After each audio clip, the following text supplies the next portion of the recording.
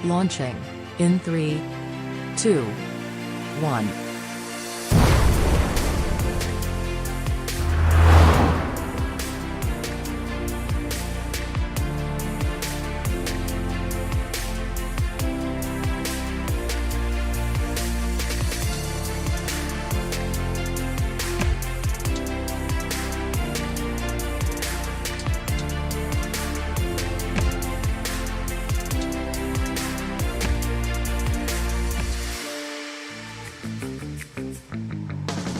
किसी भी ऑब्जेक्ट को जब तुम थ्रो करते हो तब उसका जो फ्लाइंग वाला मोशन होता है उसको बोला जाता है प्रोजेक्टाइल मोशन। जैसे जब कोई क्रिकेट खेल रहा होता है और जो सिक्सर मारते हैं तो जब बाउंड्री पे जाती है तो वो बॉल ऐसे प्रोजेक्टाइल मोशन की फॉर्म में जाती है। तो तुम ध्यान से सोचो, प्रोजेक्टाइल मोशन को डिफाइन करने के लिए आपको क्या चाहिए?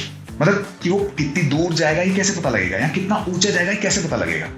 ऑब्वियसली मतलब ग्रेविटी बहुत बड़ा फैक्टर है। मतलब मून पे अगर आप बॉल प्रोजेक्टाइल करोगे तो वो तो ऐसे जाती जाएगी धीरे, मतलब धीरे धीरे तो क्या वापस बहुत धीरे धीरे आएगी, क्योंकि ग्रेविटी का ज्यादा होता नहीं। मून पे 1/6 ग्रेविटी होती है तो बहुत लंबा चली जाएगी। बट अभी हम एनालिसिस अर्थ पे रखते हैं। तो प्रोजेक्टाइल को डिफाइन करने के लिए मेन फैक्टर्स क्या है?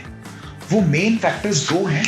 एक है उस प्रोजेक्टाइल की इनिशियल वेलोसिटी, यानी कितनी जोर से फेंका, and angle of projection, ground से कितना ऊंचा फेंका।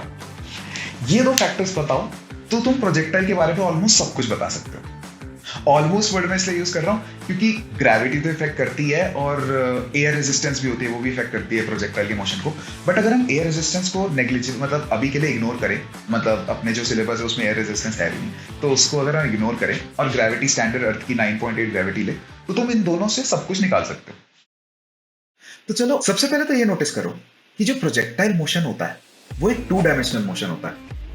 ये है बॉल का वर्टिकल डायरेक्शन का मोशन एंड ये है बॉल का हॉरिजॉन्टल मोशन। जब ये दोनों मोशन कंबाइन होते हैं तब निकल के आता है आपके पास एक प्रोजेक्टाइल की ट्रेजेक्टरी।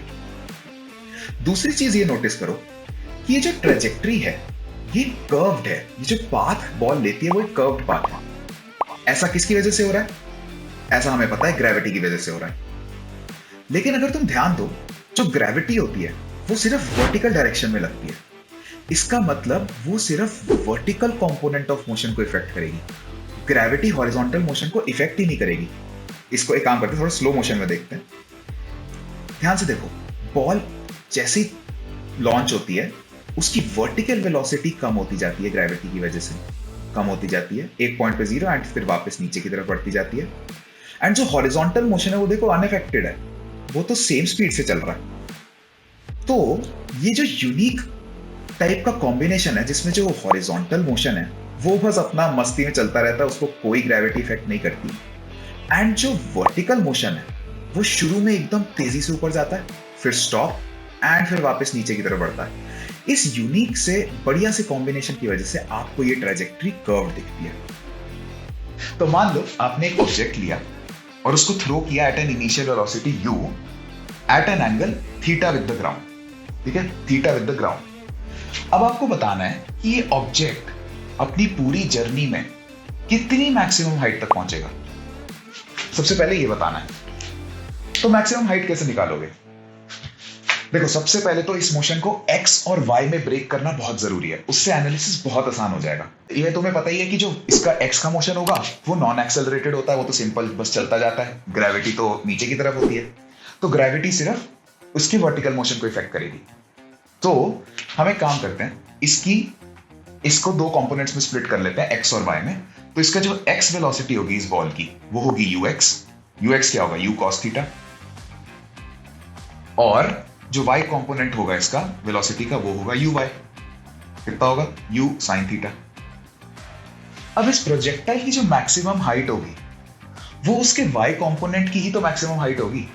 x कंपोनेंट तो y के मोशन को इफेक्ट करेगा नहीं, हॉरिजॉन्टल है वो वर्टिकल को इफेक्ट करता नहीं है। तो इसकी हाइट निकालने के लिए आप बस इसकी y कंपोनेंट की हाइट निकाल लो। और y कंपोनेंट तो बस एक ऑब्जेक्ट इन फ्री फॉल है, उसको आपने uy वेलोसिटी से ऊपर फेंका और ग्रेविटी ने उसको नीचे खींच लिया। तो ये तो एक सिंपल 1D मोशन हुआ। इसमें तो आप न्यूटन की 1D इक्वेशंस भी लगा सकते हो। तो एक बात बताओ, मैक्सिमम हाइट जब होगी, लेट्स से इमेजिन करो एक बॉल है जो सिर्फ 1 डायमेंशन में मूव कर रही है फ्री फॉल में, ठीक है। अब जब आप इसको uy वेलोसिटी से फेंकते हो तो मैक्सिमम हाइट कब रीच होगी? जब जो उसकी फाइनल वेलोसिटी जीरो हो जाएगी। तो उसकी फाइनल वेलोसिटी जीरो हो जाएगी, इनिशियल आपको पता है u है, और आपको डिस्प्लेसमेंट निकालनी है, हाइट निकालनी है। तो कौन सी इक्वेशन लगेगी? Third equation of motion Newton की। तो v square equal to u square plus 2as, ठीक है। साइन कन्वेंशन याद रखना, ऊपर पॉजिटिव नीचे negative, and right positive left negative. तो v हो गया 0, u हो गया uy मतलब u साइन थीटा, ठीक है। uy स्क्वायर प्लस 2 माइनस 10 या 9.8 माइनस g s, ठीक है। s हो गया आपकी हाइट। तो s कितना आ गया? Plus uy square upon 2g। देख रहे हो? तो ये आ गई आपकी मैक्सिमम हाइट। और ये हाइट सिर्फ y कंपोनेंट की नहीं है, इस प्रोजेक्टाइल की भी हाइट ऐसे ही निकलेगी। आपको इनिशियल वेलोसिटी दे रखी है, थीटा दे रखा है, u square sine square theta upon 2g, वो हो गई उसकी मैक्सिमम हाइट। यहां पर h लिख देता हूं। अब बताना है कि इसने मैक्सिमम रेंज कितनी ट्रैवल करी, ठीक है। ये मैक्सिमम इसने जो यहां तक जो रेंज ट्रैवल करी है, रेंज वो कितनी है शुरू से लेकर एंड तक। तो हमने ये देखा था कि इसका जो एक्स मोशन है, जो हॉरिजॉन्टल मोशन है, वो तो एक्सेलरेटेड होता भी नहीं है, ग्रेविटी तो इसको इफेक्ट करेगी नहीं, ग्रेविटी वर्टिकल में है तो हॉरिजॉन्टल मोशन इफेक्ट होगा नहीं। तो ये तो u cos थीटा से शुरू करेगा और u cos थीटा से ही चलता जाएगा। तो यहां तो speed equal to distance upon time लग जाएगा, सिंपल। तो ध्यान से देखो, स्पीड यानी ux cos theta, oh sorry u cos theta, ux तो u cos थीटा ही है, ठीक है। u cos theta speed equal to distance upon time. कितना लगा इसको ये ट्रैवल करने में, ठीक है, टाइम। अब हमें टाइम नहीं पता, टाइम कैसे निकालोगे कि इसने पूरा जो प्रोजेक्टाइल मोशन कंप्लीट किया उसमें टाइम कितना लगा? टाइम उसको उतना ही लगा जितना उसको ऊपर से नीचे आने में लगा, है ना। तो आप बेसिकली देखो, एक्स मोशन तो नॉर्मली चले जा रहा है, उसको तो आप रोकोगे नहीं तो वो चलता जाएगा।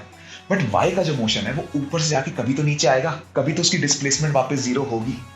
इसका ये मतलब है, अगर मैं सिर्फ उसका Y component of motion analyse कर लूं तो मुझे इसका टाइम ऑफ फ्लाइट भी मिल जाएगा पूरा का पूरा। तो एक काम करते हैं, सिर्फ वाई का मोशन फिर से एनालाइज करते हैं। अब देखो, वाई का मोशन जब कंप्लीट हो जाएगा तो डिस्प्लेसमेंट कितनी होगी? जीरो, बॉल वापस आ चुकी है ना। उसकी इनिशियल वेलोसिटी पता है, u sin थीटा, और हमें क्या निकालना है? टाइम। तो न्यूटन की सेकेंड इक्वेशन ऑफ मोशन लग जाएगी। देखो, s equal to ut plus half a t square, ये हो गई सेकेंड इक्वेशन। s डाला 0, u क्या डाला? uy, t हमें पता जानना है, plus half sine convention minus g into T square. तो ये क्वाड्रेटिक इक्वेशन है। क्वाड्रेटिक मतलब देखो, वेरिएबल पे पावर चढ़ी हुई है, स्क्वायर मतलब क्वाड्रेटिक मतलब पावर 2 चढ़ी हुई है। तो इसके दो सोल्यूशन होंगे। तो ये इक्वेशन कैसी निकलेगी? तो इससे क्या मिल गया? t equal to 0, 2uy by g। तो दो सोल्यूशन क्यों आए समझो, क्योंकि हमने क्या किया, इस इक्वेशन में डिस्प्लेसमेंट 0 डाल दिया। तो इस इक्वेशन ने हमें क्या बताया कि डिस्प्लेसमेंट 0 कब कब है? डिस्प्लेसमेंट 0 इनिशियली भी तो होगा, जब बॉल बिल्कुल रेस्ट पे जब शुरू में थी, बिना लॉन्च करने से पहले, and finally 2uy by g के बाद भी बॉल वापस अपनी इनिशियल पोजीशन पे आ जाती है। तो बेसिकली यहां पर हमको टाइम ऑफ फ्लाइट मिल चुका है। हमें ये पता लग गया ये ऊपर से नीचे कितनी देर में आएगी, है ना। तो उससे यही पता लग गया ना कि बॉल पूरा का पूरा प्रोजेक्टाइल कितनी देर में कंप्लीट करेगी।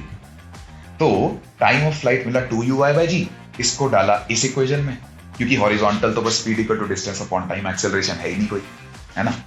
तो r क्या आ गया? t into u cos theta. u cos theta क्या था? ux, ठीक है, इसको ux लिख देते हैं, ux, ठीक है। तो r आ गया, रेंज निकालने के लिए आ गया ux इंटू t, और t क्या था? 2uy by g, 2uy by g। तो इसको अगर हम अच्छे से अरेंज करके लिखे तो रेंज आ गया 2ux uy बाई g। तो प्रोजेक्टाइल मोशन से रिलेटेड तीन फॉर्मूला हमारे पास आ चुके हैं, मैक्स हाइट का, रेंज का और टाइम ऑफ फ्लाइट का।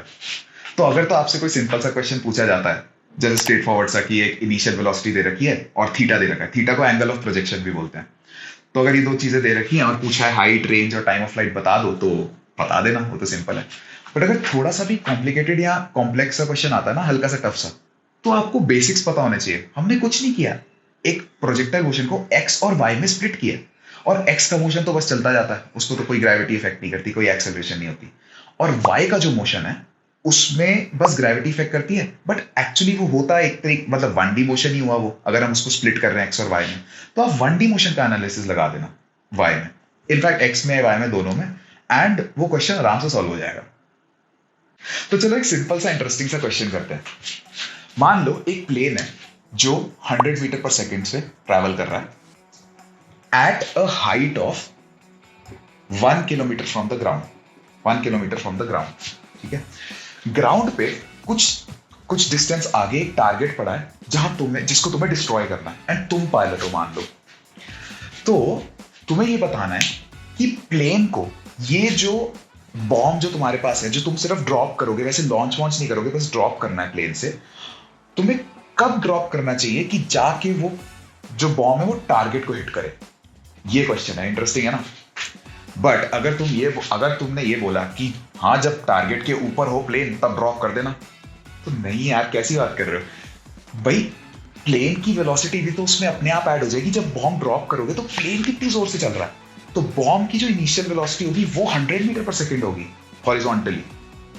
तो अब तुम्हें बताना है कि मतलब कितना हॉरिजॉन्टल दूर होना चाहिए ये प्लेन, ये डिस्टेंस कितना होना चाहिए जब उसने बॉम्ब ड्रॉप किया, तब जाके वो टारगेट पे हिट करे। इंटरेस्टिंग क्वेश्चन है ना। तो इसमें तुम वो टाइम ऑफ फ्लाइट, हाइट और रेंज वाले फॉर्मूला मत लगा देना। वो एक बहुत ही आइडियल सिनेरियो था जब बॉल आप ग्राउंड से ही लॉन्च करते हो और वो ग्राउंड पे ही वापस आती है। यहाँ पर बॉल ग्राउंड से लॉन्च नहीं हो रही, कहीं और जाके गिर रही है, तो थोड़ा सा कॉम्प्लिकेटेड सिनेरियो है, इसलिए कॉम्प्लिकेटेड तो ऐसे ही बोल रहे हैं। बस ये माइंडफुल रहना कि एक्स और वाई में स्प्लिट करके करो ये क्वेश्चन, वो ज्यादा आराम से हो जाएगा क्वेश्चन। तो चलो शुरू करते हैं।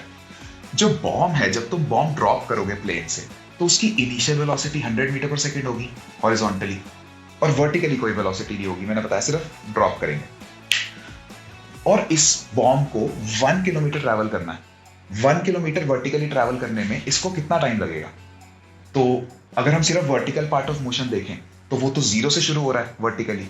तो अगर हम वो सेकेंड इक्वेशन ऑफ मोशन लगाते हैं, s = ut + half a t², तो इसमें s जो है वो है 1 किलोमीटर, और अपना साइन कन्वेंशन याद रखना, ऊपर पॉजिटिव नीचे नेगेटिव, तो -1000 मीटर्स = u0 है, जो वर्टिकल मोशन को एनालाइज कर रहे हैं, 0t + हाफ -g, अभी g को 10 ले लेते हैं, t²।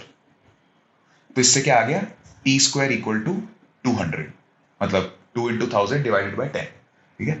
तो t आ गया 10√2 सेकेंड्स। तो इस बॉम्ब को 1 किलोमीटर नीचे आने में लगेंगे 10√2 सेकेंड्स। तो अगर इस बॉम्ब को 10√2 सेकेंड्स लगेंगे नीचे आने में, तो ये बॉम्ब बोलेगा यार मैं आ तो जाऊंगा 10√2 सेकेंड्स में, लेकिन मुझे एक हॉरिजॉन्टल डिस्टेंस भी चाहिए, थोड़ा सा गैप चाहिए, क्योंकि आपने मेरे को पहले 100 मीटर पर सेकेंड की वेलोसिटी दे रखी है हॉरिजॉन्टली। तो इसको कितना हॉरिजॉन्टल वो स्पेस चाहिए, कितना उसको आगे का डिस्टेंस चाहिए, वो कैसे निकालेंगे? 10√2 सेकेंड्स में ये अगर 100 मीटर पर सेकेंड इसकी इनिशियल स्पीड थी, एंड जो हॉरिजॉन्टल मोशन है उसमें कोई एक्सेलरेशन तो होती नहीं, तो स्पीड = डिस्टेंस अपॉन टाइम, तो डिस्टेंस हो जाता है speed into time, distance = speed into time.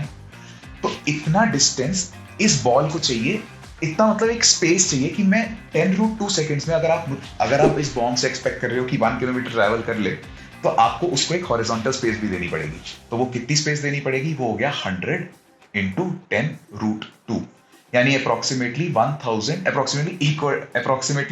1414 आता है ये 10√2, 1000√2 आता है 1414 मीटर्स।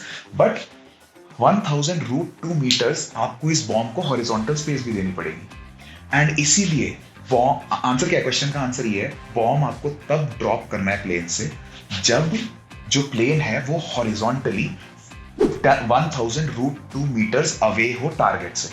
1 किलोमीटर ऊपर है एंड 1000√2 मीटर्स आगे अवे है टारगेट से, तब ड्रॉप करना, तब जाके एग्जैक्टली 10√2 सेकेंड पे बॉम्ब टारगेट पे एक्सप्लोड करेगा। मुझे पता है थोड़ा सा कॉम्प्लेक्स हो सकता है समझने के लिए, बट एक बार और समझने का इसको ट्राई करना, खुद सॉल्व करके। बट हमने किया कुछ नहीं, अल्टीमेटली एक मोशन को, 2D मोशन को एक्स और वाई में स्प्लिट किया, एंड एंड में उन दोनों को कंबाइन किया और उससे बहुत ही शानदार रिजल्ट निकाला। तो जाते जाते प्रोजेक्टाइल मोशन के बारे में 2 इंटरेस्टिंग प्रॉपर्टी सुन के जाओ। सबसे पहले ये कि जब बॉल अपने टॉप मोस्ट पॉइंट पे पहुंचती है, तब टॉप मोस्ट पॉइंट पे उसकी वर्टिकल वेलोसिटी 0 होती है, ये देखो, जब मैं स्लो मोशन करता हूँ बॉल को, टॉप मोस्ट पॉइंट पे देखना, उसकी वेलोसिटी इंस्टेंट एक पर्टिकुलर इंस्टेंट के लिए 0 हो चुकी होती है जब वो अपने टॉप मोस्ट पॉइंट पे होता है, एंड फिर धीरे धीरे ग्रेविटी उसको वापस नीचे लाना शुरू कर देती है।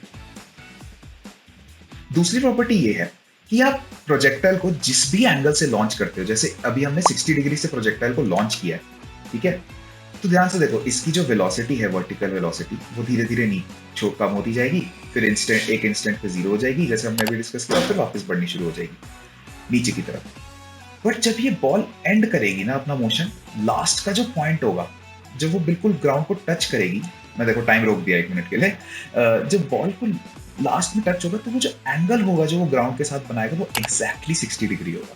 हमने 60 से ही लॉन्च किया था, तो वो था 60 डिग्री अबव द ग्राउंड, ये एंगल बनेगा 60 डिग्री बिलो द ग्राउंड। तो आई होप तुम्हें ये वीडियो पसंद आई होगी। कोई भी डाउट्स आए तो नीचे कमेंट्स में पूछना, मैं बिल्कुल आंसर करूंगा। एंड जो सिमुलेशन है उसका डाउनलोड लिंक डिस्क्रिप्शन में है ही, तो वो जरूर जाके ट्राई करना। और बाकी हम मिलते हैं अगली वीडियो में।